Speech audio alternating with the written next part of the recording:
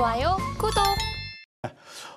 이번 주에는 일단 추수감사절, 그다음에 블랙 프라이데이 때문에 미국이 휴장 및 조기 종료를 합니다. 그래서 먼저 이번 주에 좀 굵직한 어떠한 지표는 없다, 이렇게 여러분들이 보시면 되실 것 같고요. 먼저 오늘이죠. 오늘 이제 수요일, 이제 내일 자정이니까 오늘 밤에 기존주택 판매가 발표가 됩니다.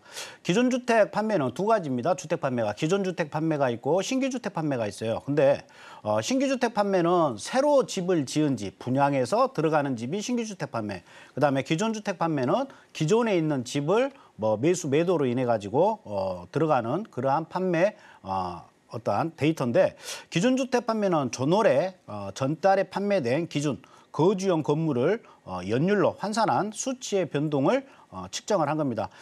미국 주택시장의 강세를 이제 측정하는 건데, 또 이게 왜 중요한 지표냐면, 보통 우리가 새 집을 사가지고 이사를 가지 않습니까? 이사를 가게 되면 어떻게 해요? 가구도 새로 사고, 소파, 침대 새로 사고, 가전제품 새로 사고 하지 않습니까?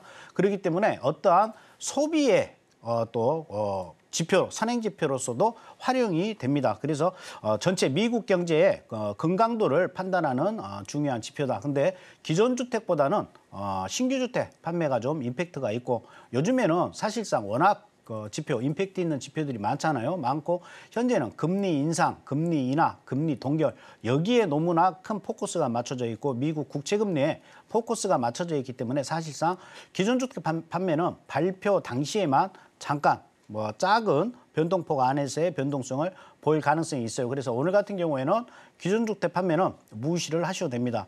그리고 이제 내일 새벽 4시에 연방공개시장위원회 의사록 발표가 있습니다. 이건 어떠한 의사록을 오픈하는, 이렇게 여러분들이 이해를 하셔야지 현재 것이 아니에요. 이게 뭐냐면 3주 전에 FOMC에서 정책결정 회의에 의해 가지고 금리 발표를 했죠. 그때 당시에 금리 발표를 했었을 당시에 많은 이제 위원들하고 그다음에 연준 의장하고의 회의 내용을 회의록식으로 속기록식으로 이렇게 회의록을 작성을 한 걸 이제 오늘 새벽 4시에 오픈을 하는 거예요. 근데 이게 굉장히 이제 중요한 게 여러 가지 논의를 했을 거 아닙니까? 우리가 알다시피 3주 전에 11월 달에 초에 금리는 동결로 끝났어요. 근데 동결로 끝났지만 왜 동결로 가야만 했는지에 대한 여러 가지 논의가 있었을까요? 그 내용들이 고스란히 이 회의록에 담겨져 있다, 이렇게 보시면 돼요. 그래서 통화정책에 대한 FOMC 입장을 자세히 우리가 살펴볼 수가 있고요. 따라서 향후 금리 결정에 대한 단서를 얻기 위해서 이 의사록을 우리가 주의 깊게 좀 확인을 해야 돼요.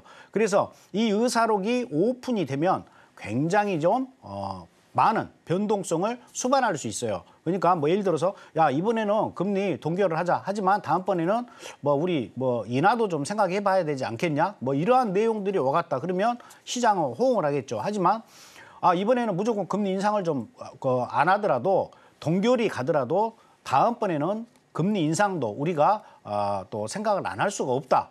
이런 식으로 얘기를 한다라고 하면 또 시장은 굉장히 또 찬물을 뒤엎는 그러한 역할을 하기 때문에 굉장히 좀 문제가 된다, 이렇게 여러분들이 보시면 되실 것 같아요. 그래서 연방공개시장위원회 회의록이 발표되는 그 시간까지 우리가 계속해서 방송을 이 지표를 보면서 우리가 할 수는 없겠지만은 내일 오전에 어떻게 움직였는지 확인을 하시면 그 방향대로, 적어도 내일 이제 수요일, 목요일 아마 이 연방공개시장위원회 회의록 내용대로 움직일 가능성이 매우 높다, 이렇게 보시면 되실 것 같아요. 그리고 이제 내일이죠. 내일 이제 저녁 10시 30분에 근원 내구재 수주 주문이 있어요. 근원 내구재 수주 주문은 굉장히 좀 중요한 지표다, 이렇게 보실 수가 있습니다.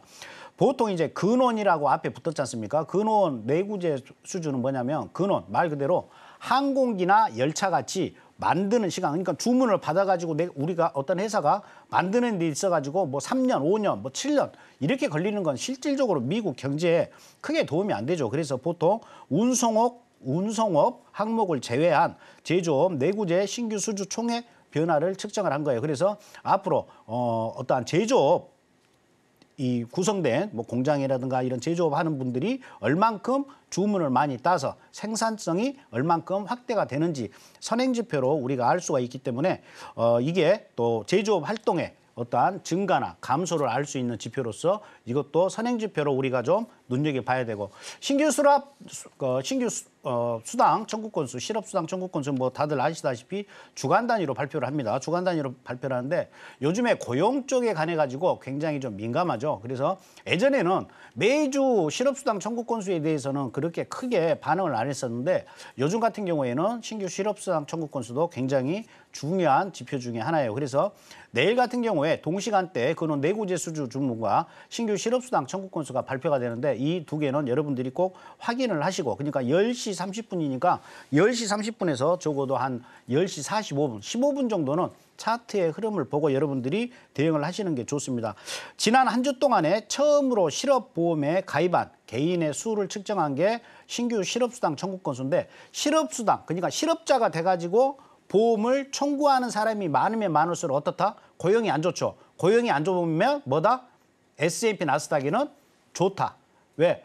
금리 인상할 이제 여력이 없다라는 거죠. 그만큼 노동시장이 안 좋다. 그러면 금리 인상을 할 수가 없거든요. 그렇기 때문에 지금은 반대로 생각을 하셔야 됩니다. 미국 경제가 안 좋다. 그러면 S&P 나스닥은 상승. 아까 앵커께서 처음에 핫 이슈 부분에 말씀을 드렸죠.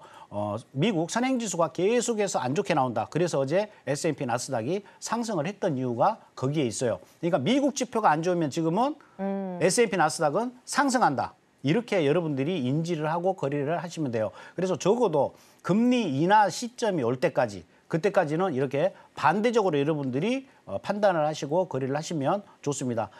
그리고 이제 목요일은 추수감사절이라 미국 시장 자체가 쉬어요. 미국 시장 자체는 쉬는데 한번 휴장 공지에 대해서 설명을 드리겠는데 네. 목요일은 미국 증시가 자체가 쉬어요. 근데 해외 선물은 돌아가요.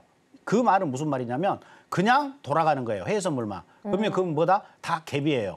쉽게 얘기해서 증시와 연동해서 움직이는 게 S&P와 나스닥이지 않습니까? 근데 네. 미국 증시가 안 움직이는데 S&P 나스닥이 움직였다? 이건 뭐다? 갭이다. 이 갭은 어떻게 우리가 거래에 응용을 하느냐? 그건 노란톡에 들어오시면 제가 정확하게 알려드리도록 하겠습니다. 그리고 이제 24일 같은 경우에 24일은 블랙 프라이데이예요. 그래서 미국 증시는 여는데 한국 시간으로 새벽 1시까지밖에 증시가 안 열려요. 하지만 우리 해외 선물은 목요일, 금요일 모두 새벽 3시까지는 장을 열어요. 그리고 에너지, 금속 같은 경우는 조금 1시간 더 연장해서 여는데 일단은 목요일, 금요일 해외 선물은 조기 종료, 새벽 3시까지만 한다. 그냥 이렇게 여러분들이 인지를 하시고요. 그리고 미국 증시는 목요일 날은 아예 쉬어요. 아예 쉬는데 해외 선물 S&P 나스닥만 돌아가요. 그렇게 제가 말씀을 드린 이유는 여기에 굉장한 비밀이 숨겨져 있다. 이렇게 말씀을 드리고 아무튼 이런 부분은 노란톡에서 확인하실 수가 있습니다. 좋아요, 구독.